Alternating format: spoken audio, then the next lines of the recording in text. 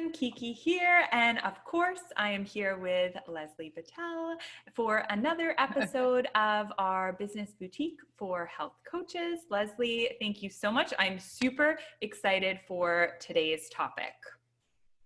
Yeah, thanks for the warm welcome. Hello, everybody, and welcome. Super happy to be here with you all today.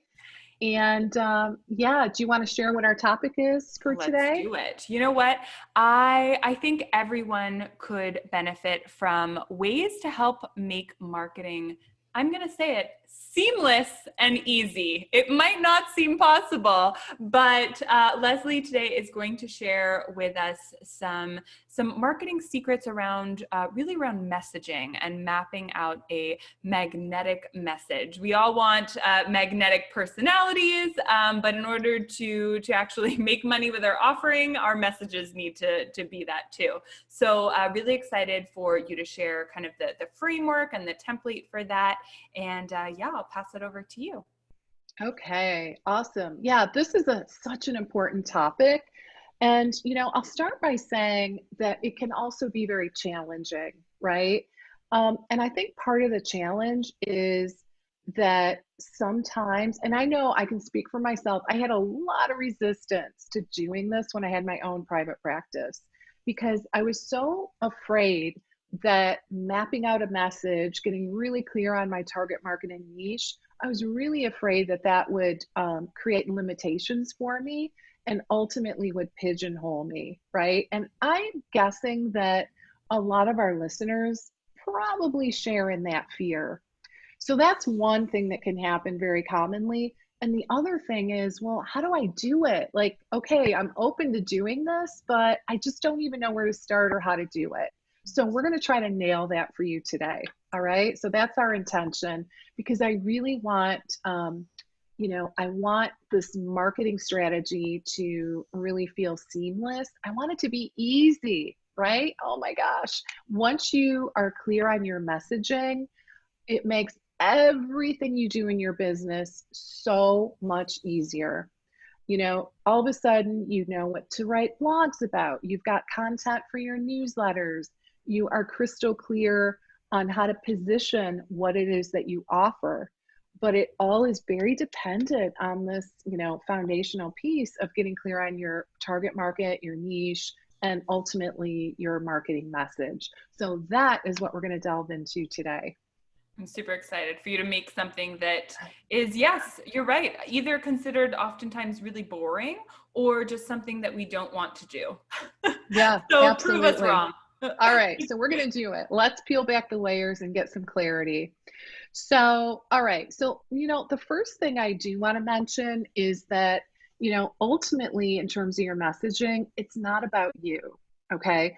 A lot of times I think we carry around a lot of trepidation around this topic because we're uncomfortable and we feel like we have to sell ourselves. And so, really, the first thing is to know it's not about you. It's really about your target market and your ideal client. So, when I learned that, that helped take a little of the pressure off because I was like, oh, phew, thank goodness I don't have to just be talking about myself and trying to sell myself all the time. So it took the pressure off. But then I was like, oh my gosh, well, if it's not about me, what is it? Right. So that can be a little bit of a conundrum. So let's jump in though, and talk about let's start by talking about why it matters, why your message matters, why it's so important. So, in a nutshell, you want to be able to attract the perfect clients into your practice, right? That's really the ultimate goal with marketing. And in order to do so, we really need to use the language that's going to resonate for them or with them, right?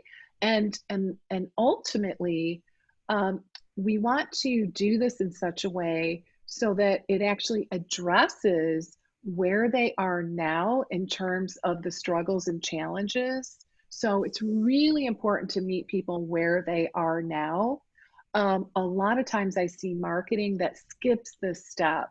we're going to dig more deeply into this, but just know it's super important to meet people where they are. For example, on your website copy, instead of just going right into, all the amazing things that are possible, it's really important to anchor down with where they are now, because honestly, all those amazing things that are possible are super enticing to them. But quite often in their minds, they're like, yeah, that's kind of pie in the sky. I'm nowhere near that point. So we need to anchor them down and really attract them in by talking about where they are, which is, their challenges and struggles, and sometimes we call those pain points, right? So if your message, and again, we're going to define what that looks like, but if your messaging is diluted or unclear, it's going to ultimately land on deaf ears. And you're not then going to be able to attract the people that you really want to work with. So that's another reason why this is so important. And, as we kind of alluded to earlier, a lot of coaches out there really struggle with this. They're afraid to niche down and talk about one client type, um, because they're afraid that they're going to get like pigeonholed. They're going to they're going to miss out on other client types. But the opposite is true. When you speak super powerfully and succinctly to a specific target market, it's just amazing what starts to happen. And guys, you always are going to get kind of like the overflow, right? So once you're known for a specific target market or niche, you're going to get people outside of that target market and niche. And guys, you can take whoever it is you want to work with into your practice. So I don't want that to hold anyone back. Does that make sense, Kiki? Totally. That's a really good point to note, because I found that with my own practice as well. It's if you do one thing really, really well, they're going to tell their friends, even if that, problem isn't specific to what you're dealing with. If you do it so well, then you've built that confidence and that kind of, yeah, just like that persona of, oh, she's good at what she does. And therefore they'll have confidence in other areas too. And so I think that's a really good point to note. Yeah, it really is. So, and guys, you can take whoever it is you want to work with in your practice, truly. So we're not trying to limit things. I like to say, niching is really, it's a marketing strategy. It's really so that you can, talk more succinctly, and really, whatever it is that you put out in the world is just more powerful when you have that clarity. And ultimately, I tell you what it helps you to do is it helps you to be what we call a big fish in a small pond, right? So you really become known as an expert in a specific area. And having a clear and concise message really helps you to do that. So it serves literally and figuratively as a client magnet, right? So those are really the main reasons. I could go on and on about the importance, but I think you get the main idea, right? It really gives your entire business that that direction that it needs. Like all of a sudden, what you're going to write about, right? Whereas if you don't have clarity around this, you're like, oh my gosh, I have no idea where to start. It just really helps. It helps you to hone in on what is most relevant to your target market. Totally. So what I want to do now that we're clear in terms of why it's so important, let's start to transition into, how we do this. What are the main components of a really good marketing message? So I'm going to really try to make this simple for everyone. And I'm going to actually give you some examples too. So I like to say there's really three main components of your message. And it really is pretty straightforward. The first important piece is the who, right? So we do want to have clarity in terms of who it is we're targeting. Now, when I say who, It could be, oh my gosh, like there's so many ways to look at this. It could be very broad in terms of the who. It could be adults. It could be, if you like to work with families, it could be, it could be women. It could be women in midlife, right? There's a lot of different ways to describe your who. But what I would recommend, especially as I go through these three different categories, I would think about what makes sense for you and your business. So think about who it is that you most like to work with. And even if that part, again, if it's even kind of broad, even if it's just, I like to work with adults, that's fine. I'll take it. I can work with that. All right. So let's just get clear on the who as a first step. Now, steps 2 and 3 um, are going to be, actually, they're going to be a little bit more in depth, but I know you guys can do it. So just how about if you, on a piece of paper or, on a computer, whatever it is, or if you're driving, obviously that's not going to work out so much. You can go back and maybe re-listen. But really the second component is, what are the main struggles and challenges that your target market is struggling with that you can help solve. And the thing that I really want to emphasize here, everybody, is that these are urgent in nature. Generally speaking, they're urgent issues, urgent challenges that your target market is experiencing that you can actually help solve, right? So again, if you're in a place where you can, take down some notes, or, maybe start to work on this yourself, that would be awesome. I would just do a quick brainstorm on just do a brain dump of all the things that you can possibly think of that your target market is grappling with before they work with you. So I'm going to give you some examples to try to make this a little more clear. Okay. So let's say that you are someone that works with, clients that really struggle with like IBS, just as an example, a lot of digestive issues. So your list of challenges and struggles that you might come up with might be something like, they struggle with bloating, pain. They have a lot of confusion about what is triggering their IBS symptoms, and therefore they have a very limited diet without a lot of variety. They're living with a lot of fear around eating because they're really afraid that if they eat the wrong thing, they're going to exacerbate their symptoms. Um, they feel like they're tethered to the bathroom, right? They're therefore oftentimes afraid to like really have a social life, or for that matter, get on a flight. So they're feeling very isolated sometimes. They're really sick and tired of trying to figure this out on their own, trying to figure out like, what do I do? So they tend to have a lot of stress, overwhelm. You could just go on and on, right? Now, let's take a different type of client.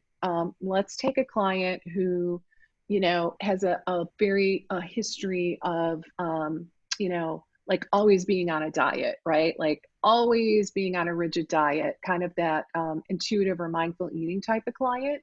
All right, so what kind of struggles do they have?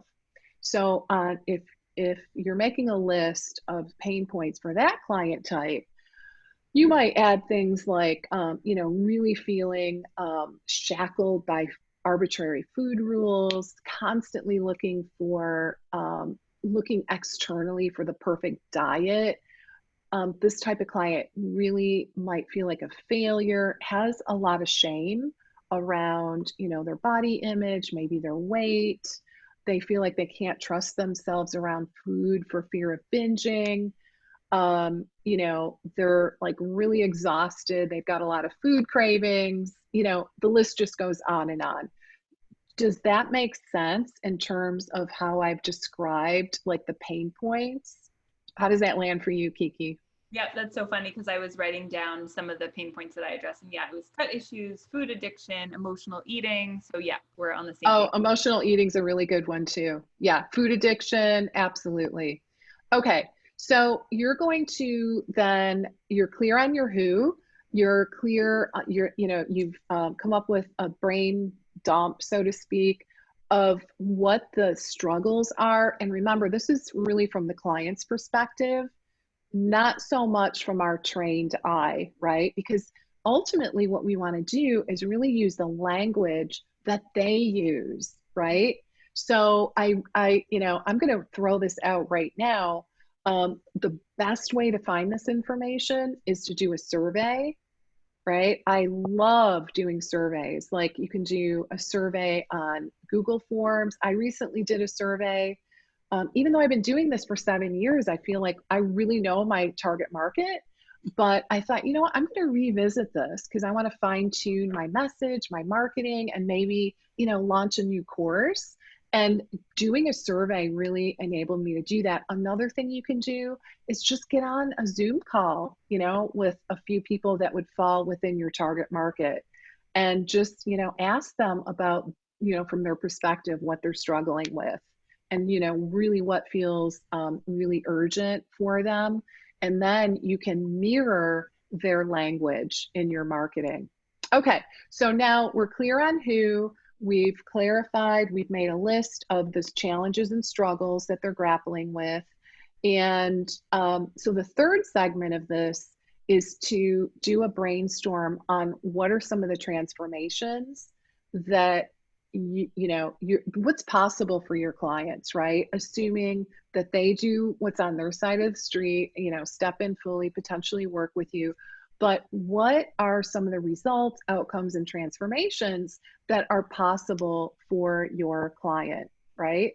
And so that is really the third piece of this equation. So again, I'm going to give you some examples that I came up with for both of these two client types, right? The GI client as well as, like your chronic yo-yo dieter. All right. So, all right. So, so your GI client, would have potentially resolution of bloating. They're able to, keep their pants zipped after eating even, a normalization or more predictable digestion.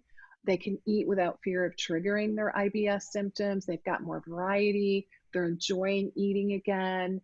They're optimistic about their future. They have more energy and vitality. They're able to go out and do the things they love. They're not feeling like tethered to the bathroom, so to speak, right? So those are some examples for that client type.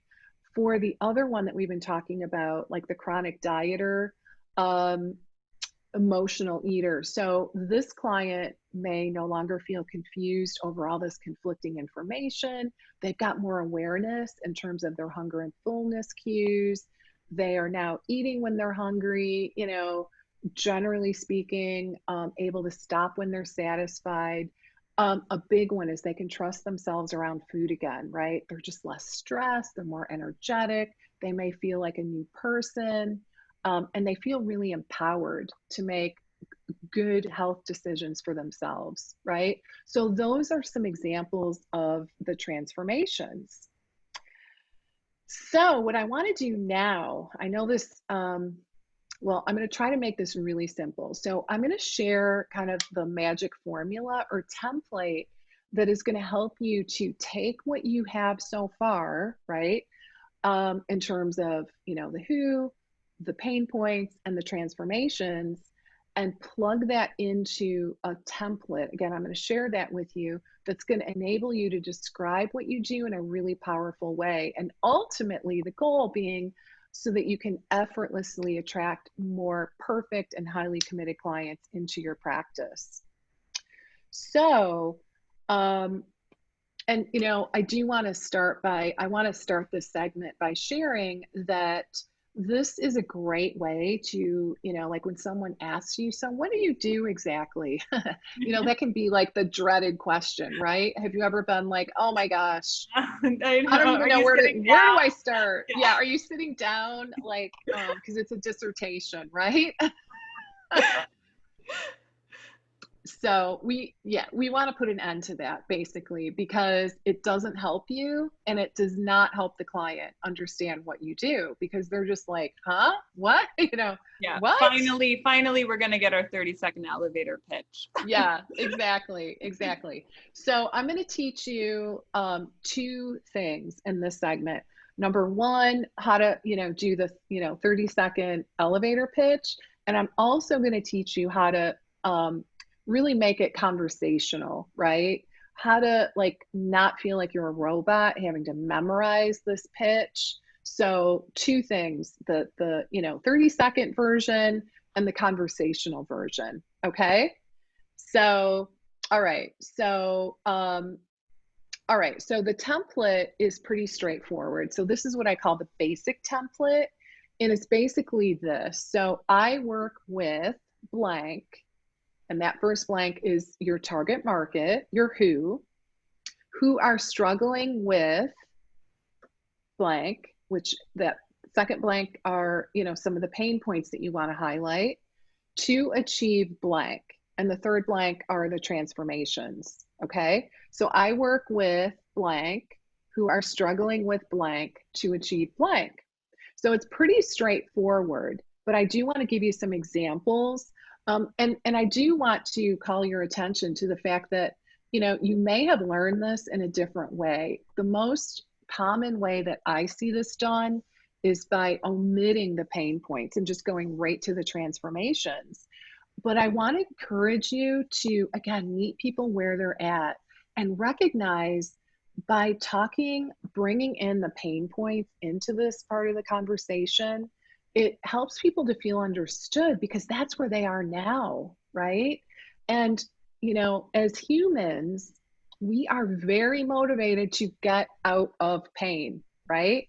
Very motivated to get out of pain. So we're going to perk up when we hear someone reflect our pain points. And it is important to include the transformations as well because there's a lot of people that are highly motivated by the carrot, right? So bottom line is you want to incorporate both of these components into your pitch. All right, so now what I want to do is I want to just walk you through just a couple of examples. So, all right, so first we're going to look at our list and we're going to ask ourselves, so what are my clients really struggling with?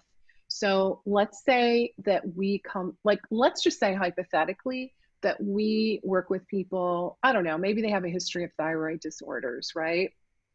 And we really enjoy working with those types of clients. So we're going to ask ourselves, what are the things more specifically that these types of clients are struggling with?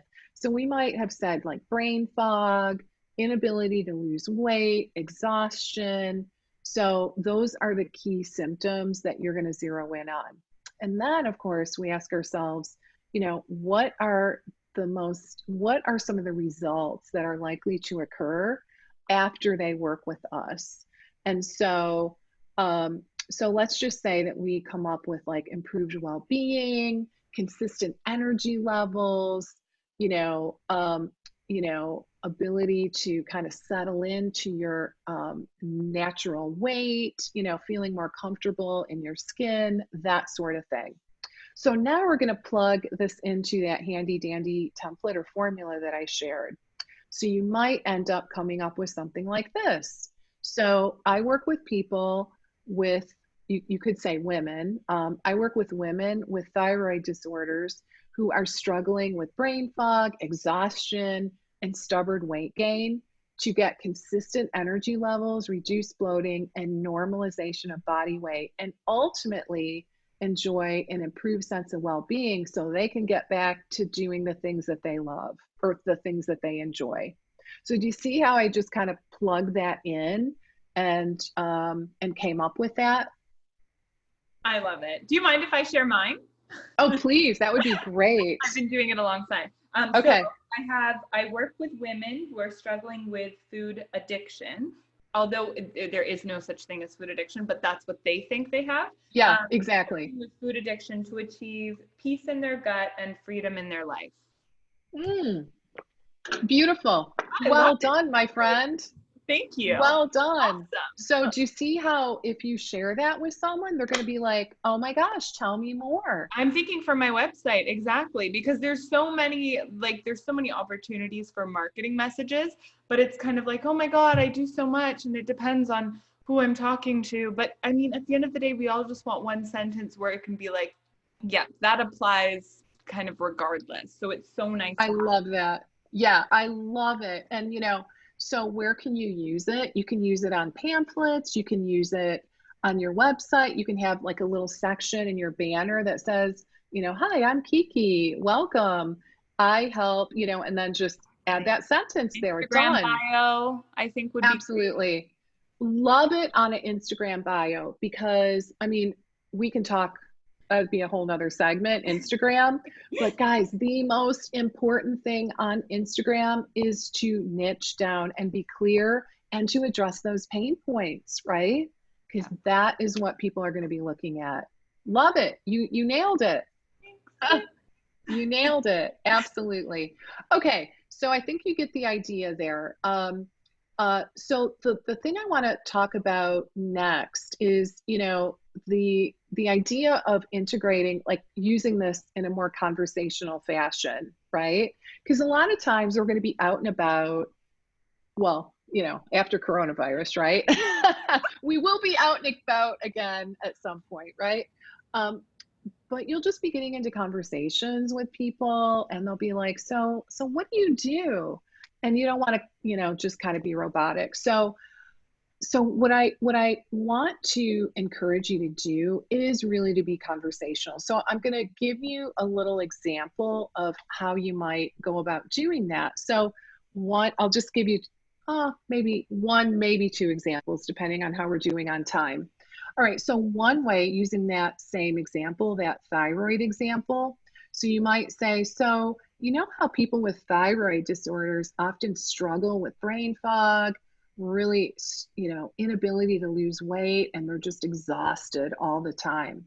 So, well, what I do is I help them to, overcome some of the distress that they're also struggling with, banish the bloat, clear their thinking, and level out their energy levels so they can really get back to feeling great again. Something like that, right?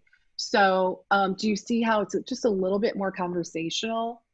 Totally. You're pinpointing the who and the struggle first in a way of kind of like, yeah, like we all know that person that has this, so that they can kind of relate to that or at least have it in their heads. And then kind of, well, I do this versus starting with, I do this for this Oh, purpose.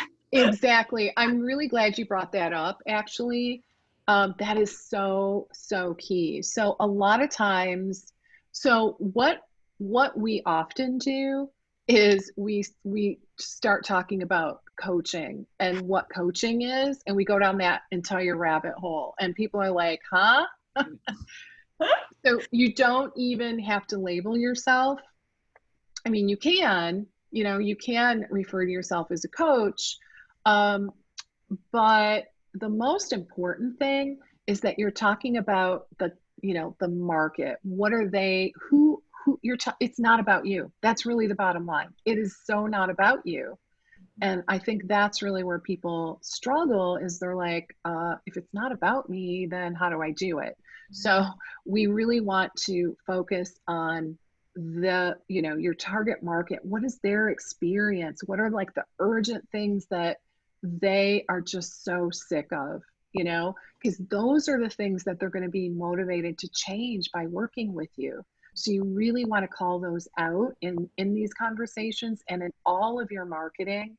And then you want to dangle what's possible for them, right? What are these amazing things that are possible for them, assuming they do what's on their side of the street? And that is super inspirational. So really, in summary, where do you use these, your message? Where does this go? You use it in conversations when you're out and about. You can use a form of this when you're introducing yourself, for a podcast or a Facebook Live or Instagram Live or in your Instagram bio. Like there's so many places that you can use it. You can, we talked about already how you can utilize it on your website. So when someone lands on that homepage, they're like, oh my gosh, I'm in the right place, right? I instantly can see what this person does, and I think, and how they can potentially help me. And then, of course, on any of your printed material, if you have brochures or anything like that, you can also use it there. So, Thanks. yeah. So, what I was going to mention is, just in terms of next steps, right? So, just a little bit of homework for those of you that couldn't do this while Kiki and I were talking through it. What I would recommend is that, when you have an opportunity, just sit down and just do a brainstorm. Really try to get yourself to focus on who it is you want to help. It doesn't have to be who you're currently helping. It really can be like who it is you want to help, right? Focus on that, get clear on what are their challenges, what are some of those transformations that you help people to achieve. Do note that the transformations are not necessarily like what's in your toolbox, right? That is sometimes a point of confusion. The transformations are, you can look at it like what is your target market? What can they do, be, or have as a result of your work? Like that's a good way to do a brainstorm on transformations. So then you just want to take what you have, plug it into that template that I shared, and use it to attract clients, based on them, and not focus so much on your credentials, your awesome coach training. It just makes things so much easier, and definitely is going to help you to get more of the ideal clients into your practices. I love it. Thank you so much, Leslie. I literally cannot wait to go update everything with it. So I can't wait until the next time we chat. All right. And thanks Awesome. for watching or listening. Bye. Take care, everybody. Bye.